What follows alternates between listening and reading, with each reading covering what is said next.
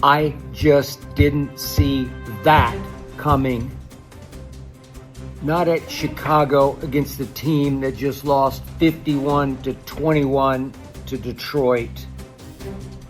Not against that defense without its best corner. Without much hope. It looked like no heart at Detroit. Not that. And that happened. I'm exhausted from watching it. I'm tortured from watching it. I'm sick to my stomach from watching it. Because what goes around came right back around to last year. It's same time next year. The defense looked just as bad as it did in weeks 2 and 3 at home against New Orleans and Baltimore last year, at Chicago this year. I understand why Matt Eberflus was fired by the Bears last year, obviously as the head coach. I think it's time to fire him now in Dallas, or at least demote him. I see nothing. I give you that we held Philly to 3 points in the second half on a 58-yard field goal at Philly on banner-raising night.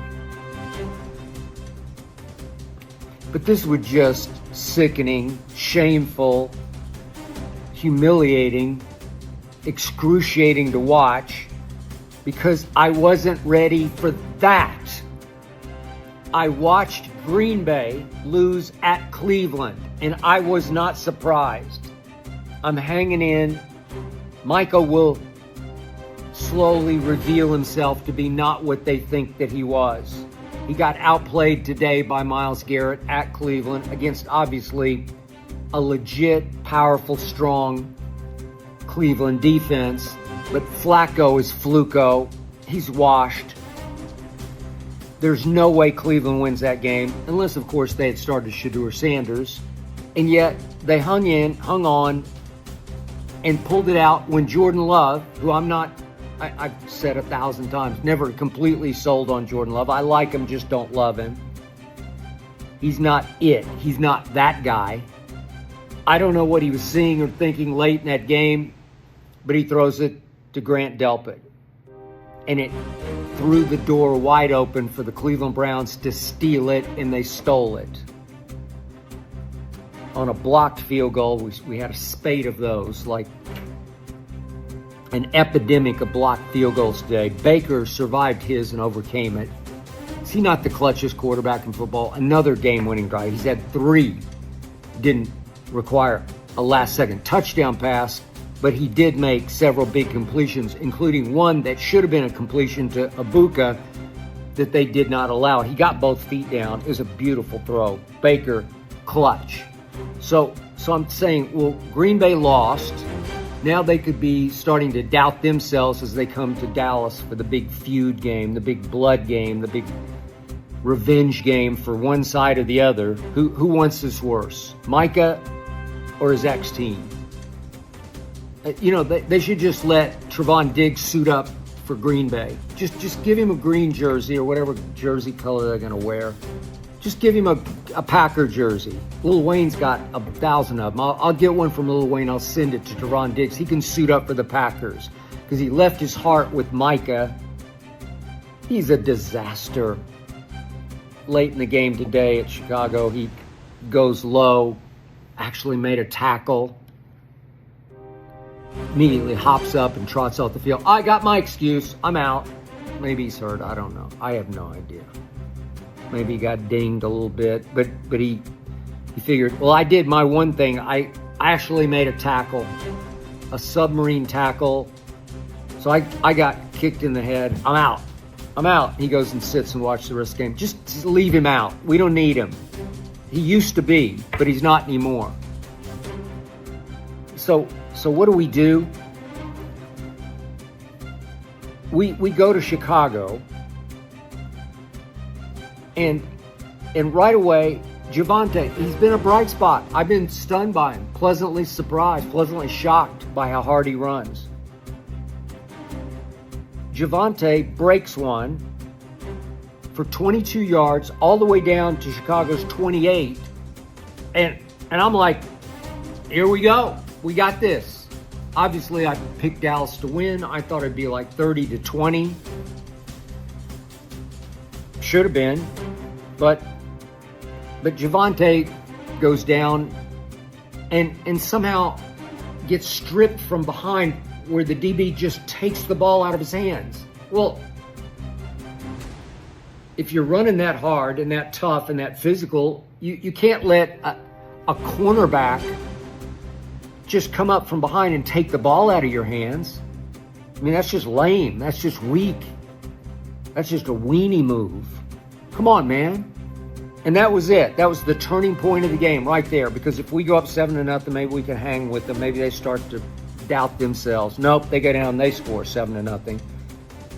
It's the next play. On Trevon Diggs, who tries a quick jam, a jab jam. I don't know what he's doing. I've never seen him try that before. And he knocks himself down. You have to understand, he jams at the line of scrimmage. He can't run. I know he's coming off a knee injury, but he's never been able to run. And he just gets run by. Whew, gone. Bomb. Touchdown. What was that?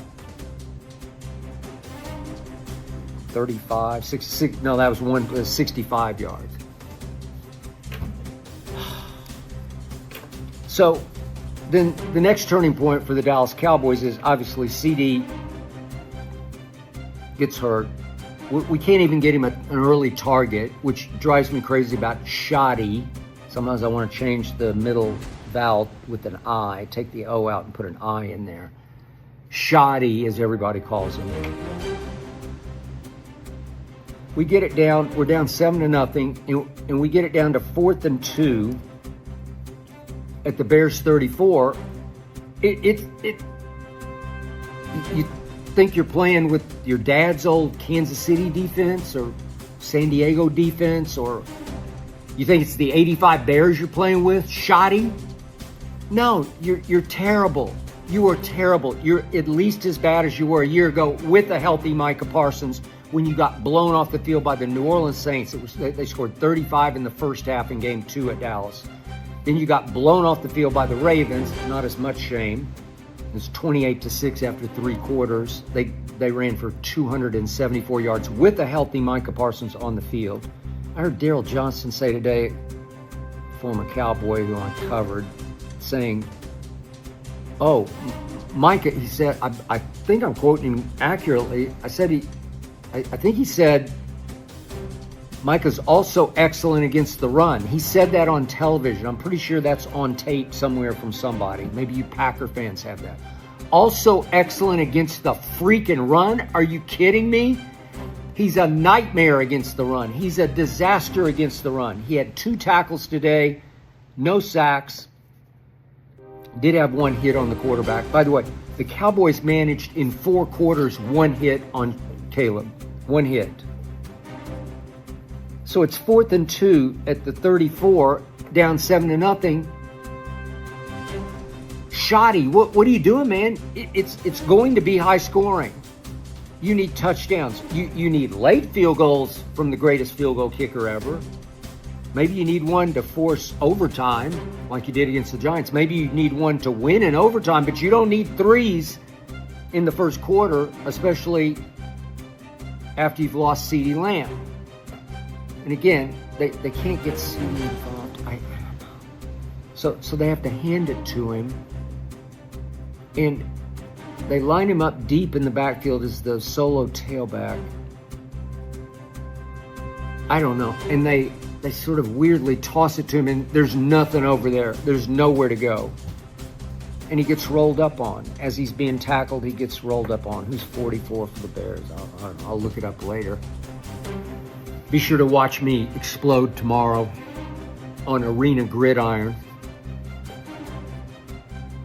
I'm going to explode.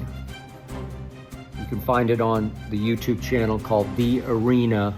It's live at 2:30 Eastern, 11:30 out here in the Pacific time zone in Los Angeles. But I can't wait for tomorrow. Aqib Talib. I can't wait, because I am going to freaking unleash. I might even curse tomorrow. But CD gets rolled up on, and I'm like, this is disastrous. Here we go again. Just not meant to be. On a running play, because you can't seem to just call his number and flip him a little flat pass just to get his hands on the ball. You can't do that. So he had no targets today, had one run for none yards, and he gets rolled up on, and he's over, and he tried to come in for a play, and at least he's walking up and down the sidelines. I tweeted, it's ice and stem. Ice and stem, ice and stem, ice and stem. He should already been in the locker room doing ice and stem. Maybe you can get the soreness out. Maybe you can come back for next Sunday, because without CD, we got no chance. We had no chance at Philly without CD because he dropped 4 balls. So we've lost our 2 games because he didn't show up in Philadelphia